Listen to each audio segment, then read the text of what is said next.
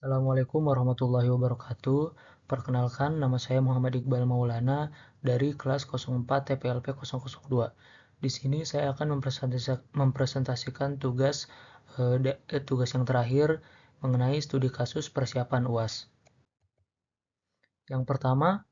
Soal yang pertama adalah sebuah perusahaan PT Cyber Solusi Bangsa ingin membuat server aplikasi untuk melayani 5.000 user dengan model memisahkan web server, database server, serta server penyimpanan data atau object storage. Bagaimana solusi yang Anda tawarkan? Berikan dan gambarkan. Yang pertama, topologi, perhitungan biaya, kemudian IP address dan konfigurasi port pada server. Jawaban. Topologi yang diusulkan akan terdiri dari 3 lapisan utama, yaitu web server layer yang berfungsi untuk menangani permintaan pengguna dan mengelola logika aplikasi, kemudian database server layer yang berfungsi untuk menyimpan dan mengelola data aplikasi, dan yang terakhir object storage server layer yang berfungsi untuk menyimpan data objek seperti file, gambar, dan dokumen. Solusi yang saya usulkan ini lebih cenderung ke infrastruktur as a service atau IaaS. IaaS menyediakan infrastruktur dasar seperti server virtual, penyimpanan, dan jaringan. Dalam solusi ini, penyedia layanan cloud seperti AWS menyediakan server virtual atau EC2 instance yang digunakan untuk web server, database server, dan object storage. EC2 instance untuk web server dan database server, kemudian Amazon S3 untuk object storage. Nah, untuk perhitungan biaya, yang pertama itu web service membutuhkan 2 instance dengan pilihan T3 medium, di mana CPU menggunakan 2 vCPU, kemudian CPU, kemudian RAM menggunakan 4 GB dengan harga kisaran $0,0416 per jam. Jadi jika dihitung per bulan yaitu sekitar $60, dan karena dia menggunakan 2 instance maka kita kalikan 2 yaitu sekitar $120, yang jika dirupiahkan itu sekitar Rp1.920.000. Nah, untuk di bagian database server kita menggunakan 1 instance yaitu DB M5 Large RDS, di mana CPU menggunakan 2 vCPU, kemudian RAM menggunakan 8 GB dengan harga kisar $0,12 per jam, $0,12 per jam maksudnya. Kemudian untuk hitungan bulanan per bulannya adalah sekitar $86,40, yang jika dikalikan 16.000 yaitu sekitar 1.382.400. Nah, yang terakhir yaitu object storage. Di sini ada Amazon S3, di mana menggunakan 1 terabyte storage, kemudian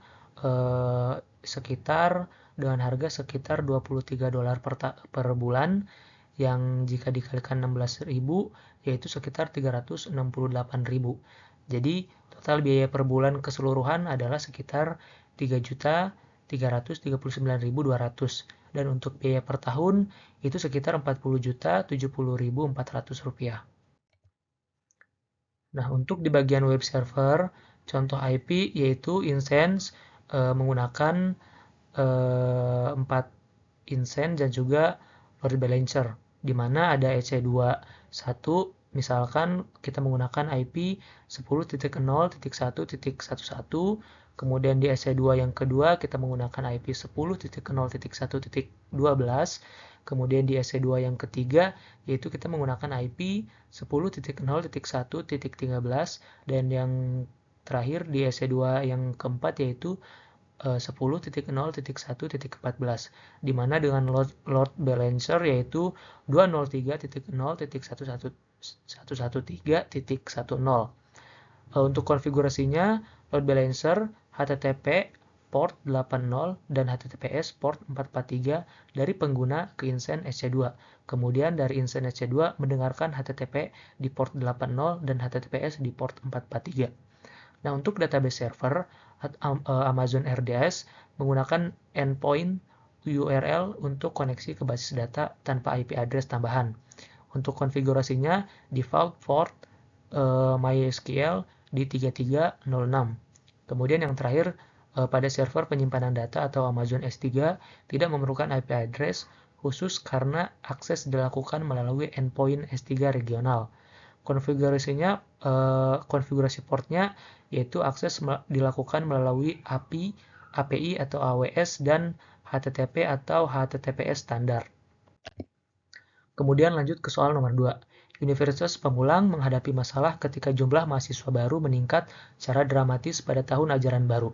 Infrastruktur TI yang sudah ada tidak mampu menangani lonjakan tersebut dengan baik, yang menyebabkan gangguan pada sistem informasi akademik, portal mahasiswa, dan layanan perpustakaan digital. Mahasiswa sering mengalami kesulitan saat mencoba mengakses jadwal kuliah, materi perkuliahan, atau memanfaatkan fasilitas online lainnya. Bagaimana solusi cloud yang Anda tawarkan untuk masalah berikut? Nah, dari jawaban yang saya dapat adalah untuk menangani masalah lonjakan pengguna seperti yang dihadapi oleh Universitas Pamulang, disarankan untuk menggunakan layanan cloud dengan kemampuan skalabilitas yang baik seperti layanan komputasi terkelola, Managed Compute Service, yang ditawarkan oleh AWS atau Azure. Contoh layanan yang bisa digunakan termasuk AWS EC2